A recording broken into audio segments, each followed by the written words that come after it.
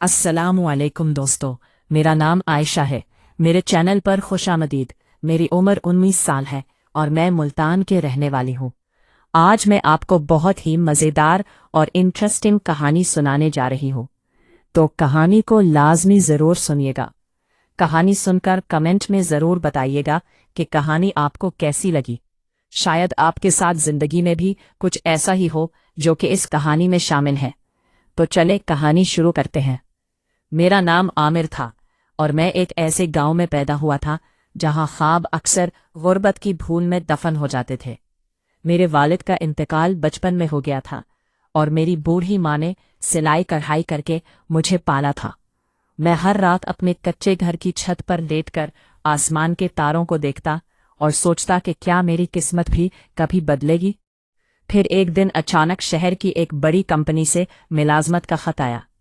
नौकरी 300 मील दूर एक बड़े शहर में थी। माँ की आंखों में खुशी भी थी और जुदाई का दुख भी। रवानगी वाली रात उन्होंने मेरा माथा चूमा और कहा, बेटा, इंसान की असल पहचान इसका किरदार होता है, उसे कभी मत बेचना।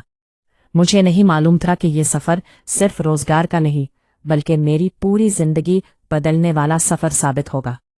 शहर मेरी सोच से कहीं ज्यादा बड़ा था। ऊंची इमारतें, जगमगाती रोशनियां और हजारों चेहरे। मैं एक छोटे से कमरे में रहने लगा। दिन भर दफ्तर में काम करता और रात को तन्हाई मेरा इंतजार करती।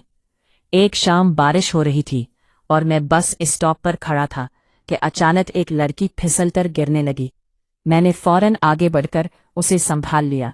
वो घबराकर मुस्कुराई और शुक्रिया अदा किया। उसका नाम हिन्ना था।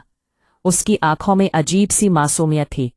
वो चंद लम्हे मेरे साथ खड़ी रही और फिर चली गई, मगर उसके जाने के बाद भी उसकी मुस्कुराहट मेरे जहन में बाकी रही।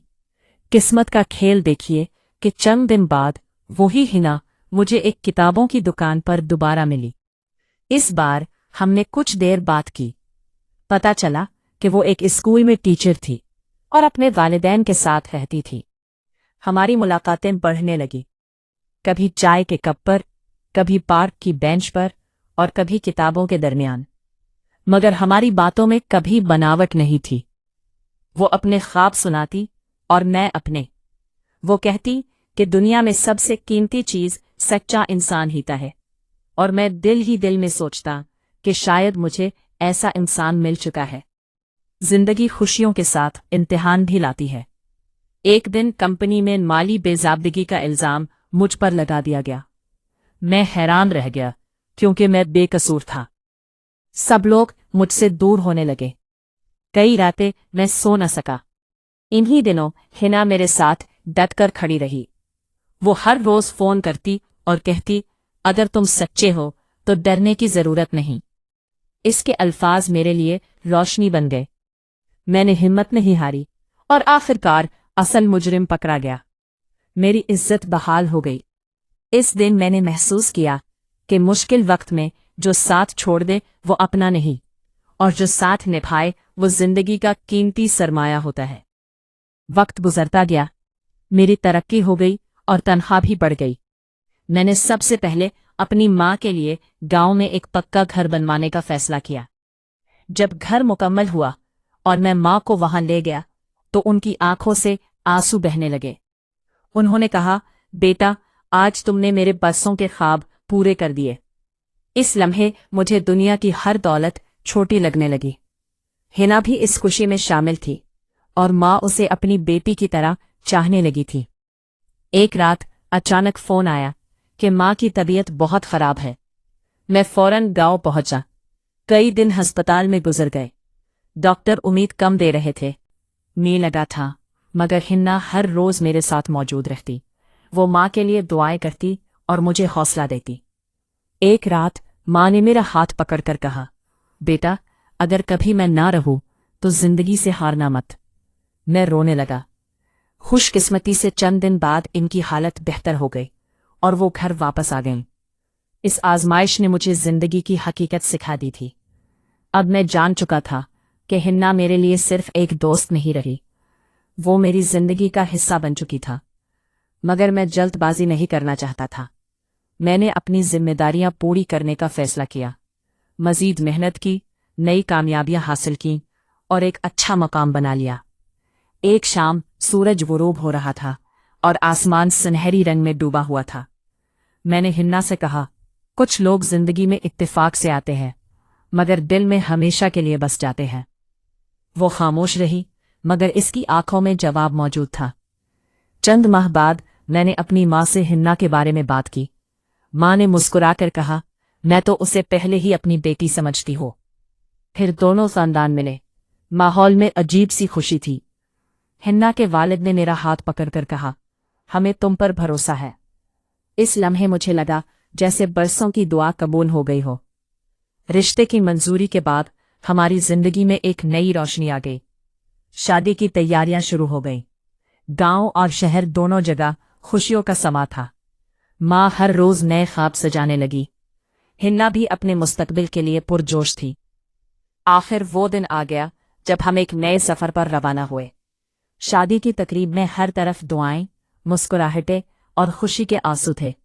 जब मैंने हिन्ना की तरफ देखा तो मुझे लगा जैसे मेरी सारी जद्दोजहद, सारा सब्र और सारी मेहनत इसी लम्हे के लिए थी। शादी के बाद हमारी जिंदगी एक खूबसूरत कहानी बन गई, मगर ये कहानी सिर्फ मोहब्बत की नहीं बल्कि एहतराम, एतमाद और कुर्बानी की भी थी। हमने मिलकर हर मुश्किल का सामना किया, हर खुशी को बांटा और हर आजमाइश में एक दूसरे का सहारा बने। कई साल बाद जब मैं अपने घर की छत पर बैठकर माजी को याद करता तो मुझे वो 300 मील का सफर याद आता जिसने मेरी किस्मत बदल दी थी। अगर मैं उस दिन डर कर घर बैठ जाता तो शायद ना ये कामयाबियां मिलती, ना माँ का ख्वाब पूरा होता और ना हना मेरी जिंदगी का हिस्सा बनती।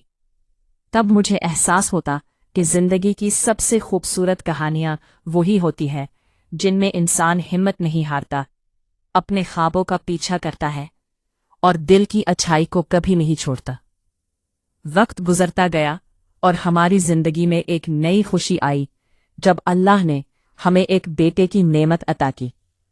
माँ ने उसे गोद में लिया तो उनकी आंखों में खुशी के आंसू थे। वो कहने लगी कि आज उन्हें अपने मरहूम शौहर की याद आ रही है, काश वो भी ये दिन देख पाते। मैंने अपने बेटे का नाम जैद रखा और दिल में अहद किया कि उसे भी वही सबक सिखाऊंगा जो मेरी माँ ने मुझे सिखाए थे। चंद साल बाद कारोबार और मुलाजमत के दरमियान एक ऐसा वक्त भी आया जब मुझे बहुत बड़ा नुकसान बर्दाश्त करना पड़ा।